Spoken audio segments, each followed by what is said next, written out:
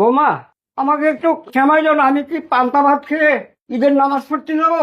এই বুড়া, এই দেখতেছিস না আমি সাজগোজ করতেছি? আমি কি সকালবেলা ঘুম থেকে উঠে তোর জন্য সেমাই রান্না করব?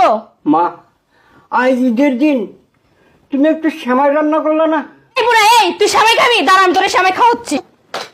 নে খা, খা, নে খা।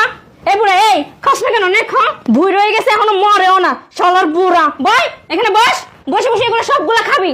তুই নামাজে যাবি না জাহান্নামে যাবি, এটা তোর ব্যাপার। এই কি হলো, খাস না কেন? ধর খা, খা। মারে, আমার সেমাই খাওয়ার স্বাদ মিটে গেছে, আমাকে আর কষ্ট দিস না। সারপ্রাইজ!